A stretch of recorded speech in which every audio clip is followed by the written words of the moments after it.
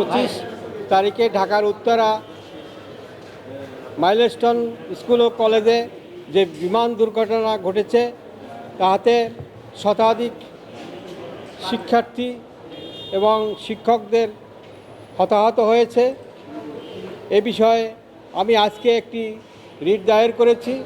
সেখানে আমি চেয়েছি যে ওই ঘটনা যে হয়েছে কিভাবে, এ বিষয়ে একটি উচ্চ ক্ষমতাসম্পন্ন একটি বিচার বিভাগীয় তদন্ত চেয়েছি এবং এটি একটি আন্তর্জাতিক বিমানবন্দর। আমরা দেখেছি সেই পাকিস্তান আমলেও এই সমস্ত এলাকায় কোনো ঘরবাড়ি ছিল না এবং সরকার ঘরবাড়ি বিল্ডিং ইত্যাদি করতে দেওয়া হয়নি, কিন্তু স্বাধীনতার পর থেকেও সেটা বহাল ছিল।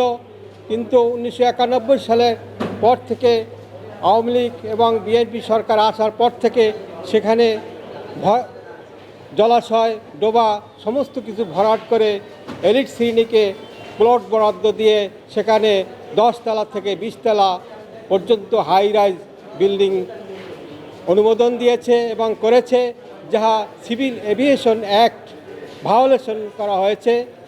আমরা জানি এই সমস্ত এলাকায় 4 তলার বেশি কোনো বিল্ডিং তৈরির অনুমতি রাজুক দেয় না, কিন্তু সেই আইন ভায়োলেশন করে রাজুক 20 তলা 10 তলা থেকে 20 তলা পর্যন্ত সেখানে ভবন নির্মাণ করেছে, যার জন্য প্রতিনিয়ত সেই দুর্ঘটনা দেখা যাচ্ছে।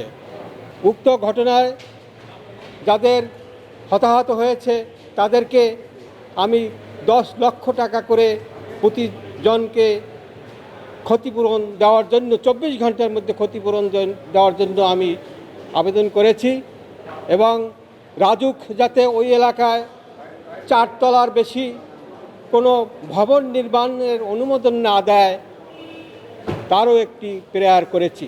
আগামী রোববার শুনানি হবে ইনশাল্লাহ।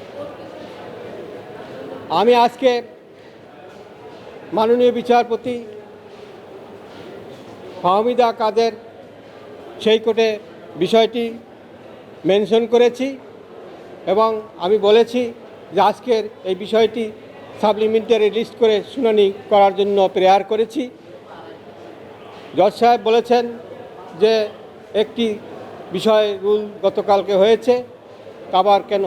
আমি বলেছি সেই পিটিশন আর আমার পিটিশন একই সঙ্গে অ্যানালগাস হিয়ারিং হতে পারে এবং সেই রুল তার প্রেয়ার এবং আমার প্রেয়ার সেম নাও হতে পারে। আমার প্রেয়ার আরও বেশি প্রেয়ার দেওয়া হয়েছে, এই জন্য আমি এই কোর্টে আবার একটি রিট করেছি, যা আগামী রোববার শুনানি হবে। বিবাদী করেছি রাজুক, পূর্ত মন্ত্রণালয়, সিভিল এভিয়েশন সহ 6 জন।